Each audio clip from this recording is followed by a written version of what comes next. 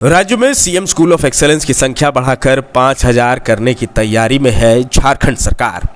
CM Hemant ने दिया निर्देश, अगले 6 से 8 महीने के भीतर राज्य का कोई भी स्कूल सिंगल टीचर के भरोसे नहीं रहेगा। साथ ही सरकारी स्कूलों में इंटरनेट और आईटी लैब दुरुस्त करने का निर्देश। बाल विवाह रोकने और छूटे लाभुकों को पेंशन योजना से जोड़ने पर रहा जोर। झारखंड में जल्द होगी सीडीपीओ, महिला पर्यवेक्षिका, आंगनबाड़ी सेविका और आंगनबाड़ी सहायिकाओं की बहाली।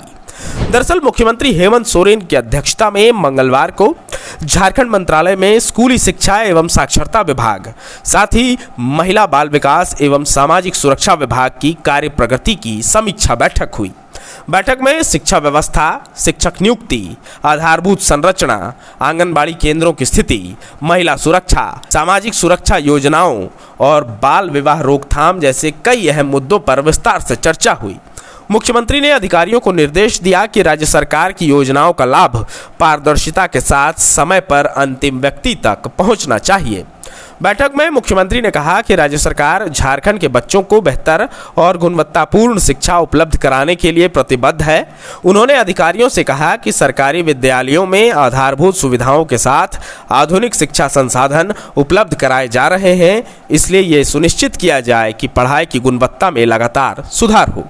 बैठक में मुख्यमंत्री ने राज्य में सीएम स्कूल ऑफ एक्सेलेंस की संख्या बढ़ाकर 5000 करने की कार्ययोजना पर तेजी से काम करने का निर्देश दिया। उन्होंने कहा कि प्रत्येक पंचायत तक गुणवत्तापूर्ण शिक्षा पहुंचाने के लिए यह योजना बेहद महत्वपूर्ण है। मुख्यमंत्री ने स्कूलों में एक रूप शिक्षा व्यवस्था लागू करने और छात्र छात्राओं के लिए परिवहन सुविधा शुरू करने पर भी विचार करने को कहा, ताकि बच्चे सुरक्षित और समय पर स्कूल पहुंच सकें। मुख्यमंत्री ने कहा कि सरकारी स्कूलों के परीक्षा परिणाम पहले की तुलना में बेहतर हुए हैं, लेकिन इसे और मजबूत करने की जरूरत है। इसके लिए शिक्षकों के प्रशिक्षण, विद्यालय प्रबंधन और संसाधनों की उपलब्धता पर विशेष ध्यान देने का निर्देश दिया गया। मुख्यमंत्री ने शिक्षक नियुक्ति प्रक्रिया में तेजी लाने का निर्देश देते हुए कहा, शिक्षकों के सभी रिक्त पदों को भरना सरकार की प्राथमिकता है। उन्होंने कहा, हाल के महीनों में हजारों शिक्षकों की नियुक्ति हुई है और आगे भी यह प्रक्रिया जारी रहेगी। साथ ही नवनियुक्त शिक्षकों के वेतन भुगतान में देरी ना हो, इसके लिए सभी सत्यापन कार्य इसी माह के अंत तक पूरा करने का निर्देश भी दिया गया। मुख्यमंत्री ने कहा कि अगले 6 से 8 महीने के भीतर राज्य का कोई भी स्कूल सिंगल टीचर के भरोसे नहीं चलना चाहिए। विद्यालय प्रबंधन समितियों के माध्यम से योग्य स्थानीय युवाओं और छात्रों को भी शिक्षण कार्य से जोड़ने की बात कही गई। बैठक में अधिकारियों ने मुख्यमंत्री को बताया कि प्राथमिक और माध्यमिक स्तर पर ड्रॉप आउट बच्चों की संख्या में लगातार कमी आई है और इस मामले में झारखंड राष्ट्रीय औसत से बेहतर प्रदर्शन कर रहा है। श्रम विभाग के सहयोग से ऐसे बच्चों की पहचान की जा रही है जो मजदूरी या अन्य कार्यों में लगे होने के कारण स्कूल से दूर है। उनका दोबारा नामांकन कराया जा रहा है। मुख्यमंत्री ने निर्देश दिया कि किताब, साइकिल और अन्य शैक्षणिक सामग्री का वितरण समयबद्ध तरीके से सुनिश्चित किया जाए। उन्होंने सरकारी विद्यालयों में इंटरनेट सुविधा उपलब्ध कराने और आईटी लैब को पूरी तरह दुरुस्त करने पर भी जोर दिया। इसके अलावा सभी सरकारी स्कूल परिसरों में बड़े स्तर पर वृक्षारोपण अभियान चलाने का निर्देश भी दिया गया। मुख्यमंत्री ने सरकारी स्कूल में खेल गतिविधियों को बढ़ावा देने, प्रतिभाशाली खिलाड़ियों की पहचान करने और उन्हें आगे बढ़ने के लिए भी विशेष योजना बनाने की बात कही। बैठक में नेताजी सुभाष चंद्र बोस आवासीय विद्यालय की भी समीक्षा की गई। अधिकारियों ने बताया कि राज्य में ऐसे 26 विद्यालय संचालित हैं, जहां लगभग 4000 वंचित बच्चों को निःशुल्क शिक्षा और आवासीय सुविधा दी जा रही है। मुख्यमंत्री ने इन विद्यालयों में गुणवत्तापूर्ण शिक्षा और बेहतर रखरखाव सुनिश्चित करने का निर्देश दिया। वहीं रांची के जगवार कैंपस में प्रस्तावित दिशोम गुरु शिबू सोरेन विद्यालय की स्थापना को लेकर भी चर्चा हुई। इसके लिए 6 एकड़ जमीन चिन्हित की गई है। यह विद्यालय शहीद पुलिसकर्मियों के बच्चे को निःशुल्क शिक्षा देने के उद्देश्य से बनाया जा रहा है। मुख्यमंत्री ने 1 सप्ताह के भीतर इस परियोजना की डीपीआर प्रस्तुत करने का निर्देश दिया। साथ ही आज सीएम हेमंत सोरेन ने झारखंड मंत्रालय में महिला बाल विकास एवं सामाजिक सुरक्षा विभाग की कार्य प्रगति की समीक्षा की। इस दौरान उन्होंने अधिकारियों को कई महत्वपूर्ण दिशा निर्देश दिए।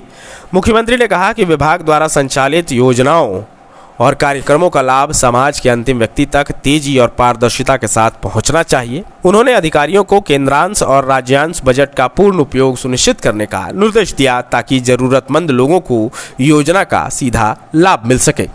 मुख्यमंत्री ने विभाग में रिक्त पदों पर नियुक्ति प्रक्रिया में तेजी लाने पर भी जोर दिया।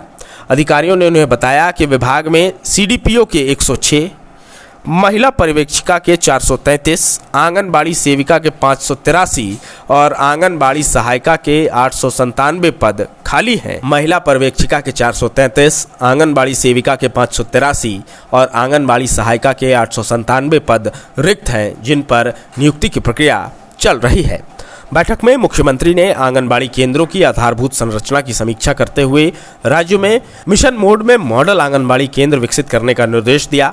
उन्होंने कहा कि सीएसआर और डीएमएफटी फंड का उपयोग कर पहले जर्जर और किराए के भवनों में संचालित आंगनबाड़ी केंद्रों को नए भवनों में शिफ्ट किया जाए। सुदूर ग्रामीण क्षेत्रों के केंद्र पर विशेष ध्यान देने का निर्देश देते हुए मुख्यमंत्री ने कहा कि सभी आंगनबाड़ी केंद्रों में बिजली, शौचालय और पेयजल जैसी मूलभूत सुविधाएं सुनिश्चित की जाएं। मुख्यमंत्री ने सखी वन स्टॉप सेंटर के प्रति महिलाओं को जागरूक करने, महिला हेल्पलाइन को प्रभावी बनाने, साथ ही हिंसा से प्रभावित महिलाओं को त्वरित सहायता उपलब्ध कराने के भी निर्देश दिए।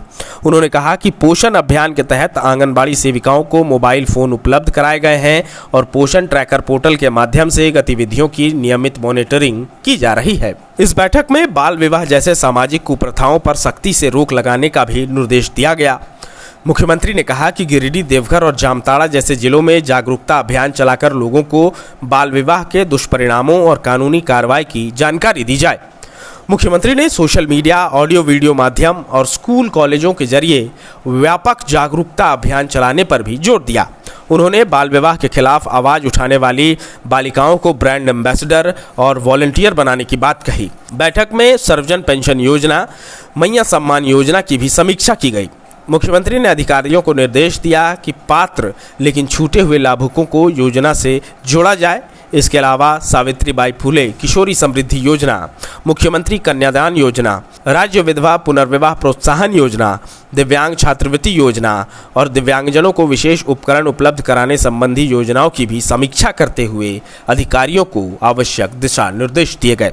जहां 27 वर्षों के सफर में 17,000 से भी अधिक छात्रों ने डॉक्टर एवं इंजीनियर बनकर भरे सफलता की ऊंची उड़ान, जहां साधारण छात्र भी झारखंड टॉपर्स बनकर बना रहे इतिहास। दूरदर्शी शिक्षाविद श्री विपिन सिंह के मार्गदर्शन में मेडिकल एवं इंजीनियरिंग के लाखों छात्रों के लिए आशा की किरण के रूप में गोल नेशंस लीडिंग इंस्टीट्यूट प्रतियोगिता परीक्षा की तैयारी का एकमात्र संस्थान NIBM banking, SSC, railway, JPSC परीक्षा की करे तैयारी। जौहरी का भूमिका ये संस्था अदा कर रही है और हीरा चमक रहा है। पूरे NIBM परिवार को मैं तहे दिल से धन्यवाद देती हूँ कि उन्होंने अपने कुम्हार के रोल को बहुत अच्छी तरह से निभाया। मेरा सिलेक्शन IBPS CSA में बैंक ऑफ महाराष्ट्र में हुआ है। करंटली मेरा RRBPO में हुआ है। मेरा सिलेक्शन बैंक ऑफ इंडिया में एज ऑफिसर स्केल 1 हुआ है। मेरा सिलेक्शन इंडियन ओवरसीज बैंक में एज PO हुआ है। NIBM झारखंड का एकमात्र संस्थान। बायोम इंस्टीट्यूट नीट की तैयारी के लिए एक भरोसेमंद नाम। यहाँ अनुभवी फैकल्टी, स्मार्ट क्लासरूम और बेहतरीन टीचिंग मेथड से स्टूडेंट्स को मिलती है मजबूत तैयारी। यहाँ हर स्टूडेंट को मिलता है पर्सनल गाइडेंस और डाउट क्लियरिंग का पूरा सपोर्ट। नीट 2027 और 28 के लिए फेज 2 बैच 30 अप्रैल से शुरू हो रहा है। आज ही बायोम इंस्टीट्यूट से जुड़े और अपने डॉक्टर बनने के सपने को दे सही दिशा। बायोम इंस्टीट्यूट सिर्फ मेडिकल प्रिपरेशन का संस्थान। काम की तलाश है, भरोसेमंद नौकरी चाहिए? जुड़िए ANG के साथ, जहां श्रमिक सबसे पहले। 12 घंटे की ड्यूटी, हर दिन 3 समय का खाना, मुफ्त रहने की सुविधा, आपकी सुरक्षा के लिए इंश्योरेंस, ओवर टाइम का लाभ, PF सीधा क्लाइंट से, समय पर पूरा वेतन और जरूरत पड़ने पर एडवांस पे। ANG मैन पावर सॉल्यूशंस, सम्मान के साथ काम, भरोसे के साथ कमाई।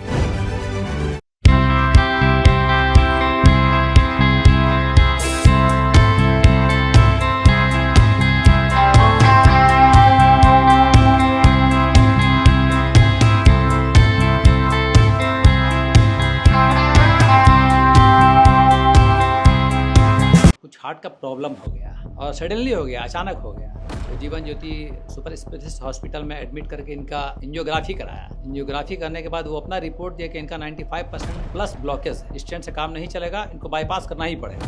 कबीर हर्ब है।